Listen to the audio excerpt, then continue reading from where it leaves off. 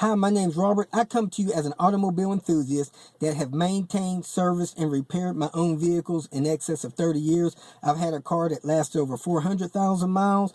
The current car that I'm driving has over 220,000 miles on it. It's a 95 model. So I hope you can benefit from the information I share. Thanks for tuning in.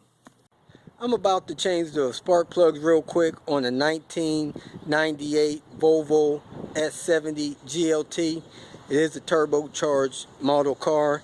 The spark plugs, I believe, are supposed to be changed every 30,000 miles. Quick and easy process, so here we go. Here's the tools and the equipment that you'll need. You need a spark plug socket, which is a 5/8. I use a couple of extensions to get down in the deep well. I have a magnet, a ratchet wrench, a speed handle, some anti-seize compound. I use Volvo spark plugs. You can use whichever you want. I believe these Volvo ones work well. And a T30 screwdriver. And sometimes those screws are a little tight, so I use that little crescent wrench to break the screws loose with. Of course, first thing you want to do is reach under here, release the hood, hold it for 3 seconds, let it go. Some of these hoods are hard to open. The latches don't release right away. So if you hold it 3 or 4 seconds, it'll sometimes allow the hood to open easier. Go ahead, reach your hand under the hood, pull the latch forward, open up the hood. Next thing you want to do is remove these 6 screws out of this cover that covers the spark plugs. So I'm going to go ahead and do that. That's a T30. Okay, I got all the screws out of the cover. So you want to work the cover up and out of the motor. Normally it's not too hard of a task to get it out of there, so get the cover out from under the turbo tube, set it out of the way. This is very common for these motors to have all this, some oil puddled under there. If you see oil puddled under there, you got 1 or 2 problems. You got a bad oil cap and or the oil cap seal. It's letting oil get by there, and or you're having blow by, which is probably a result of a clogged PVC system. If this hose here is real hard, your PVC system may be bad. So I'm probably going to sop that oil up and check it after the next run, but I may need to do the PVC system in this car again. Next thing you want to do is pull the spark plugs up and off. I normally grab them, jerk them up, make sure they don't have no oil on the tips of the boots. So I'm going to pull these out one at a time. And over on this end, it has a little bracket that fits in the engine for when you put that back in. Those spark plug covers, spark plugs sit right with the cover closed. So let me go ahead and lift these spark plug boots off of the spark plugs. Okay, I have all the spark plug wires pulled off of the plugs and out of the way enough to get the spark plugs out. So the next thing I'm going to do is get my ratchet and pull those spark plugs out.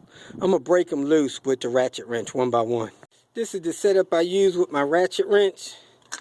I go ahead and slide it down over top of the spark plug, and then I break it loose. Break them loose one by one. After that, I'm going to pull this off and use my speed handle to get them the rest of the way out just a little quicker. I ended up having to swing my plug wires this way to get this one down here clear of the spark plug hole. After that, I take my speed handle, I drop it down over it, and I just go ahead and spin those out real quick. So I'm going to go ahead and take these plugs out. Any of them that don't come out with the socket, I use my magnet to drop in there and pull the spark plugs up one by one. To get those last 2 spark plugs out easily without the handle hitting the turbo tube, that's the turbo tube, I had to add this little extension there. Now I can pull these spark plugs out one at a time. Now what I'm going to do, I'm going to lay these plugs out and inspect them before I put the new ones in. They're all 5 of my spark plugs. 1, 2, 3, 4, 5 lined up just right. They all look like they're burning pretty much the same. None of them look strange. So I'm probably okay with the way the fuel spray and everything is going. And if you have any questions, you can Google up a site like NKG or something and it'll tell you how it looks when spark plugs are fouled or whatever. These plugs have right at 30,000 miles on them. Some people clean them off, re-gap them, put them back in, but I'm going to go ahead and replace them since I don't see this car often. My daughter has it up at college for right now. And if you see, like I said, strange things on there, you can post pictures and ask people their opinion of them. You want to make sure none of them look cracked. As you can see, some of them may have been faced a different direction when they got threaded in. This arm looks a little darker than this one, but when I spin it around, it looks just like the other one. So I think all's well inside those pistons. You can do a compression check too if you have any questions or concerns about the motor. And okay, the next thing I did was I used my filler gauge and checked the gap. The gap is supposed to be 0.028. They're supposed to be pre-gap, but I like to check them. Then I put a little anti-seize on the thread, not a whole lot.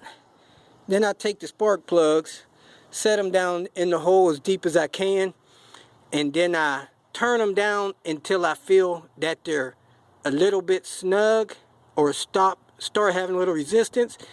Then I turn them a half a turn past that. You could get a torque wrench on them. I'll post the torque value on the YouTube notes. Alright, I got all most of that oil sopped up in there. I'm going to go ahead and replace the oil cap seal. I'm sure I have one of those and check back in 5,000 miles. Now I'm going to go ahead and plug the spark plugs in and fire the car up, make sure it runs, and then I'll put the cover and stuff on it after I make sure it runs smooth after putting the spark plug wires on. When you put these spark plug wires back on, make sure you get these down as tight as you can. These are a little bit water resistant, but they're not waterproof. So if you get the top of this motor wet, water can get past there. I've pulled them off before and seen a bunch of water down there. Had to mop it up. Alright, now that they're all plugged in as tight as I could get them, make sure the wires lay down as best you can. Now I'm going to go ahead and start the car. Alright, the car is running. Everything seems to be quiet and running fine. So I'm going to go ahead and shut the car back off and put the cover on it. Alright, I got those screws back on the cover. Like I said, don't tighten those down. Just snug them down. They shank out. Replace the seal on the oil cap. And that's all there is to it. If you got any questions or comments, go ahead and leave them. Thanks for watching. If you feel that this information was beneficial, please like it and share it with your social media friends. Go ahead and subscribe to my page so you will get notification of future videos that I post. You can feel free to visit my website, robertspaner.com, post questions, and thanks again for watching.